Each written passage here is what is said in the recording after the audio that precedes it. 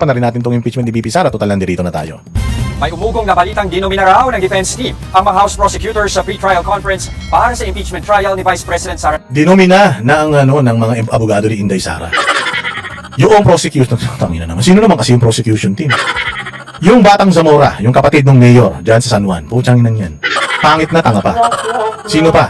Si Chel Jokno, na walang naniniwala sa kanya. Na kahit na anong gawin niyang pagtumbling, hindi na nanalo sa senador yan. Nanalo na lang yan bilang party list representative. Dahil kung tatakbo mismo yan sa distrito nila bilang congressman, sigurado hindi rin mananalo yan. Ano ka maniniwala sa ganyan? Sipilyo, pagsisipilyo na nga lang, hindi niya pa magawa. O sino pa? Si Leila de Lima. Diyos ko po, prosecution team, Leila de Lima. Ilang taon na hinawakan niya yung Commission on Human Rights, yung Department of Justice, naging senador pa ang putragis. Kahit isa, wala man lang naikaso kay Pangulong Duterte, yung kanyang pag-iimbestiga dyan sa Davao Death Squad. Halos isang dekada niyang hinawakan yung mga posisyon na yan. Pero wala siyang nakita sa kanyang pag-iimbestiga, wala siyang nakita na pananagutan ni Pangulong Duterte, nabisto nga siya, nagdemanda ka ba? Hindi naman pala eh. Sino pa?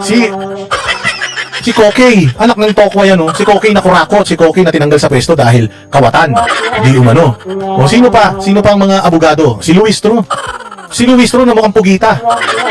Ay ng tao na yan, kahit baboy ligo, parang ang baho-baho. Kimbot pa ng kimbot, akala mo naman bagay sa kanya. Sa lahat ng mayaman yan, ang pinakapangit na nakita akong mayaman. Hindi, sabi ko sa inyo, sobrang dami na ng pera mo. Tapos magnanakaw ka pa sa gobyerno katulad ka ni Kimbo. Tingnan mo si Kimbo. Sa sobrang sama ng ugali, kahit anong ilagay niya sa mukha niya, lagyan mo ng diamante yung mga mata niya. Mukha pa rin siyang kamukha pa rin niya yung Undin sa Shake Rattle and Roll. Ang papangit, di ba? Oo, tingnan mo, si Kimbo, ang dami nang nilagay sa katawan niya, pangit pa rin. Magnanakaw na yan ha, pero putsang ina, pangit pa rin. O eto, si Luis Tro, ganun din. Ang dami niyo ng pera, Diyos mio naman. With all the science, sa sobrang pangit ng ugali niyo, hindi na mapaganda ng mga dermatologists at saka ng mga esthetician. Yung mga pagmumukha niyo dahil sobrang pangit ng mga ugali niyo. Ayop na yan. Sino yung mga abogado ni Inday Sara? Fortune, Narbasa. Ganyan kauhusay yung kanyang mga abogado tapos nakaalalay pa yung mga karpyo. Paano na? Dinurog daw sila doon sa pre-trial briefing, kaya nga daw si Kapunan na putyang nang yan, may regla daw siya. Tama magkakaregla yung walang matris. Anak ng Toklay yan, ginulpi daw sila doon. Ayaw umamin nila doon. Sabi nila doon, walang nangyaring gano'n. Kung walang nangyaring gano'n, bakit hindi nyo ini-live? Habang nang abang yung tao, sabi ninyo, lagi nag-aabang yung mga tao pagdating sa impeachment ni VP Sara, tapos pre-trial briefing, walang live stream. Kaya walang live stream yan, Kaya walang mga live stream yan. Kasi nga, wala mang kayo ebidensya. Baka doon pala sa pre-trial brief, putang ina, matapos na yung kaso na yan. Ang bumobo noong mga congressman na mga, alam naman natin na kaya naman yan, pinai-impeach Inday Sara naman yan dahil mga paldo yan So, ibig sabihin, walang katuturan kung ano man yung hawak nila. Sinong magiging mo? Sino magiging testigo mo dyan sa impeachment? Si Trillanes na putya sa tagal ng panahon.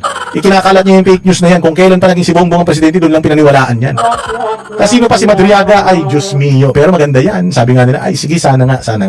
Sabi nga ng grupo ni Inday Sara, ay sana nga si Trillanes lumabas na. Sana nga lumabas si Madriaga para masaya. Duterte. Pero hindi raw yan totoo ayon sa isang mambabatas. Nasa frontline ng balitang yan, si JC Cosico. The ayes have it. Senator Sherwin Gatchalian is declared Senate President of the Republic of the Philippines. Kasabay na pagkakahala kay Senator Sherwin Gatchalian bilang Senate President sa isang special session itong June 17, dapat na raw umusad at hindi na madelay pa ang impeachment trial ni Vice President Sara Duterte. Yan na iginiit ni Tingog Party List Representative Jude Asita. Yung kawatan, yung kanang kamay ng kawatan na si Martin Romualdez at si Yeda Romualdez, busog na busog pa rin, Sa isang pahayag, umaas ang mambabatas na uusad na ang impeachment process ngayon. Wala na yung impeachment nyo. Hoy, Boy Pigrolak, wala na yung impeachment nyo. Habang ibinababa ninyo yung numero ng pwedeng mag-convict sa kanya, bumababa din yung numero ng hindi magko-convict sa kanya. Kung sa botohan, sa Senate President, hirap na hirap kayong magkaroon ng 13. Sigurado ako, mas mahihirapan kayong magkaroon ng 15, 16, hindi kayo magkakaroon yan. Kaya nga si Inday Sara, nakita niyo si Inday Sara nagpagupit na. Alam niyo ba, na kapag si Inday Sara nagpagupit ng maikli, ibig sabihin makikipagrambulan yan.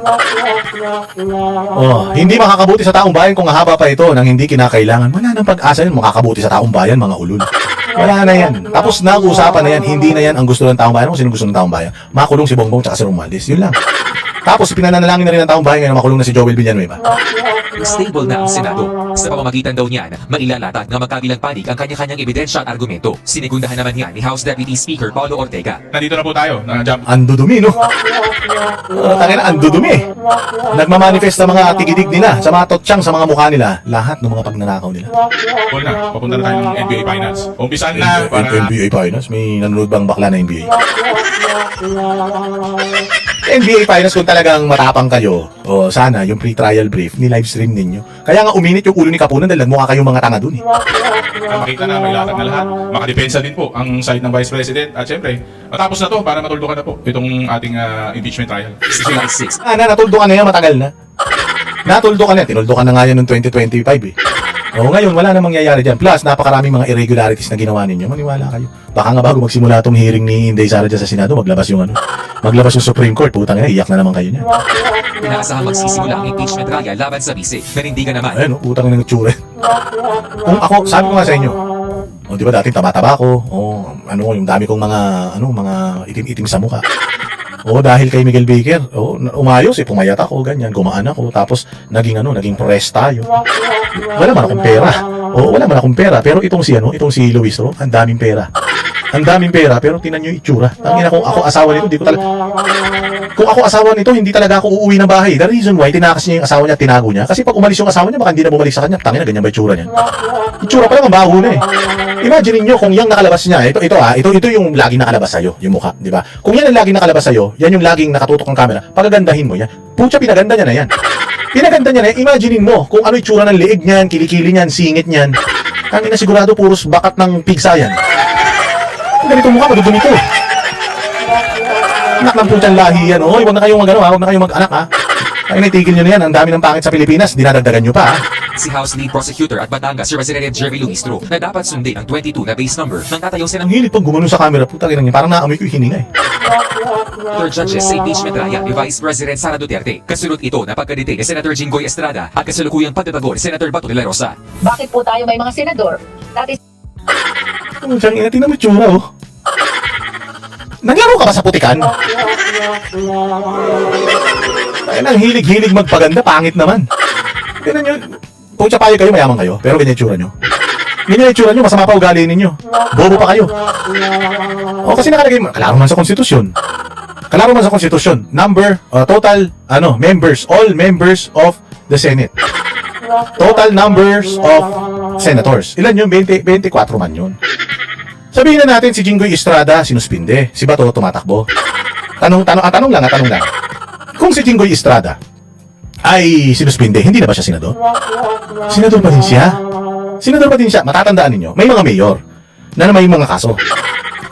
Pag sinuspindi mo yung mayor, sino ang pumapalit sa kanya? Vice Mayor. Vice Mayor. At ang sinasabi sa Vice Mayor, acting mayor lang siya.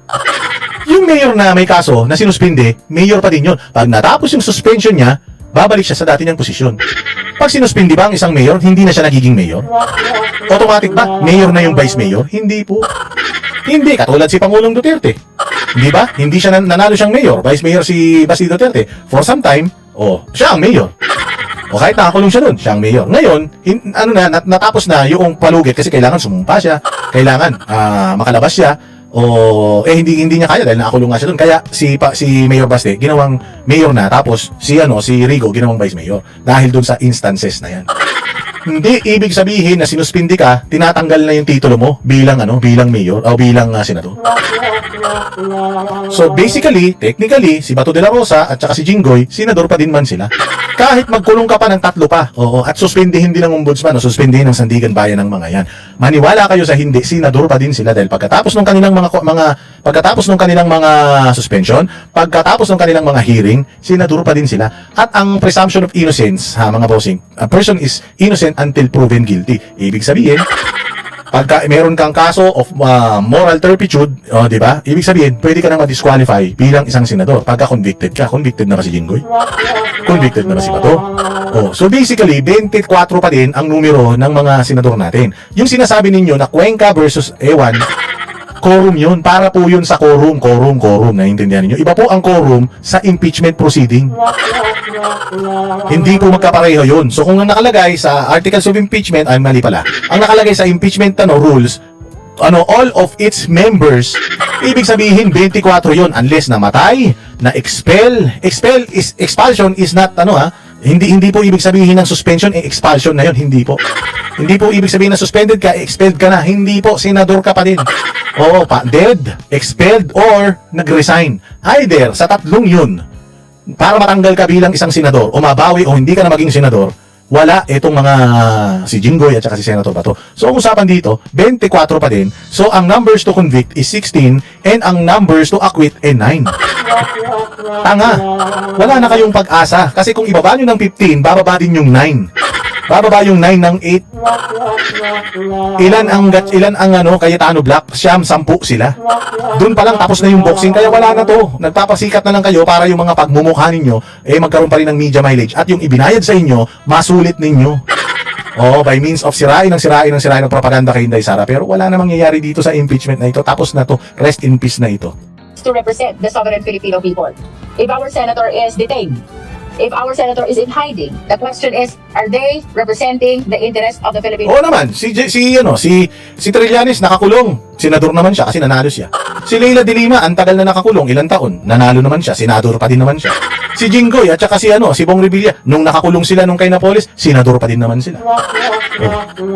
Tangin na yan. Ayan ang problema. Paano kayo mananalo dyan sa impeachment kay VP Sara kung ginagawa niyong gago yung batas? Natapos kayo dito. the people? Of course, the answer is no. Nitong Webes, Anong the answer is no? Yung mga opisina nila dyan sa Senado, gumagana pa naman. Yung opisina ni Senator Bato de la Rosa, gumagana. Yung opisina ni Jinggoy, gumagana. Nung nakakulong si Leila de Lima, gumagana naman yung kanyang kahit nakakulong siya, nakakagawa naman siya ng mga resolusyon. Tanginan tong Luistro na ito, bobo. Ganyan baka bobo lahat ng mga taga Batangas. gawang pre-trial conference, natapos na ang pagmamarka ng mga ebidensya sa impeachment articles kaugnay ng umano'y panunuhol ni VP Sara sa ilang DepEd officials. Di ba sa pre-trial brief, mamarkahan yung mga ebidensya. Sino ba ang dapat naglalabas ng ebidensya? Ang prosecution. Ano ang gagawin ng defense? Didepensahan lang nila yung mga ebidensyang inilabas nila. Bakit kailangan si Inday Sara dyan? May question and answer na ba dyan? Wala pa naman. Hindi ba? Natatandaan ninyo. Si Erap ba? Sa pre-trial brief, humarap siya? Hindi. Si Corona ba pre-trial brief, humarap siya? Hindi. Si Davide ba pre-trial brief, humarap siya? Hindi. Bakit pinipilit yung parapin si Inday Sara? Tayo na yan, hindi nga humarap si Inday Sara dyan. Nagmukha kayong tanga, di lalo na kung nandiyan si Inday Sara. Parinas sa pagbabanta umano nito kina Pangulong Bongbong Marcos, First Lady Liza Marcos at dating House Speaker Martin Romualdez. Dito umugong ang usapin na nilamon umano ng defense team ni VP Sara, si House Lead Prosecutor at Batangas Representative Jervy Luistro. Pero pinabulaan Lalamunin talaga yan, Jervy Luistro, kasi bobo Bobo, mantakin mo, sinasabi niya kung ikaw may kaso, kung ikaw nakakulong, kung ikaw nagtatago, hindi ka na senador. Wala naman yun dun sa tatlong listahan para matanggal ka na senador. Bobo! Nadalian ni Congressman at House Prosecutor Terry Ridon. Hindi rin daw totoong hindi handa ang prosecution sa mga argumento ng defense team. Parang di mangyayari yun. Kaya nga tanong mo namin doon sa nagpakalat ho na nga Huwag naman masyadong malapit, Ridon. Putang na, nagulat naman ako. Mantakin mo yung butas ng ilong mo, mas malaki pa kaysa sa labi mo. Ayan, sukatin ninyo, yung muso niya. Mas maliit pa yung muso niya kaysa sa butas ng ilong niya. Layo ka naman, Ridon. Putang na, mapangunguti naman yung mga tao. Wala ba nag-a-advise sa'yo kung pagka nagsalita ka naman ganyan, medyo lumayo ka naman sa camera. Walang due naman. Ang ina yung ganyan ang mukha mo, nilalapit mo pa sa camera. Pag ganyan ang mukha, dapat itinatago na yan. Dapat nga nakamaskara ka na pagka ganyan Ito yung mga singer sa Amerika, yung mga pangit, tinatakpan ng bangs yung mga mukha. Ito, proud na proud siya sa kanya sa bagay. Dalawa lang sila ni Koke, ang ganyan ang itsura sa Pilipinas. At in-embrace niya na yun, nakamukha niya si Koke. Bitch ko naman. Alam mo, mag-deny ka pa. Alam mo, kapag sinabihan kita ng pangit at ako'y dinimanda mo ng paninirang puri, putang nakakampihan ako ng korte kasi pangit ka talaga. kwento. Saan planetang nangyari? Yung pong bagay na yan. Planeta ng mga Koke. Sa planeta daw nangyari. Sa planeta ng Pilipinas. Sabi ko nga sa inyo, hindi naman kailangan mag-deny. Napaka-arte nyo. Gusto nyo lahat naka-live. Pero ng pre-trial brief, dahil matitindi yung mga karap yung mga abogado, talagang mga litigator, putsang inan yan, hindi nyo ni-live. Inano ninyo sa sobrang epal ninyo, sa sobrang patay gutom ninyo sa airtime, hindi nyo ni-live yun. Kasi nga, alam nyo, lalampaso kayo. Alam nyo, magmumukha kayong tanga. Makdan tinapay yun. At wala pong mga kinain ng buhay. Ang meron alam ko, may kumain ng lumpia. Kasi masarap po yung inahing pagkain ng Senate Impeachment Court, no? Doon po sa dalawang panig. Sa Lunes, June 22, itutuloy ang pre-trial conference para sa natitirang articles of impeachment. Halatang-halata mo, kinain sila ng buhay. Bakit? Kasi wala silang kwento Usually may kwento yan. Paano kami kakainin ng buhay? Natai nga sa salawal yung nung tinibati ko yung Wala silang ganun Meron lang sila kumain ng lumpia. Sabi ko sa inyo, sa totoo lang, yung impeachment na yan, excited ako. Ang dami nating content yan. Sigurado ako, ang dami nating content. Baka 3 times a day ako mag-content yan. Baka puro bloopers ang pag-uusapan natin dito, mga bossing, pag simula yung hearing niya. Tapos isa pa to si Gatchalian, bobo din. Tanginang yan. Gagawin nilang presiding officer si si Chis Escudero. Kasi nga, hindi siya abogado. Putangin na yan. Ba't hindi na si Chis ang ginawa niyo Senate President? Eh, wala naman palang kapasidad dito. Tingnan mo yan.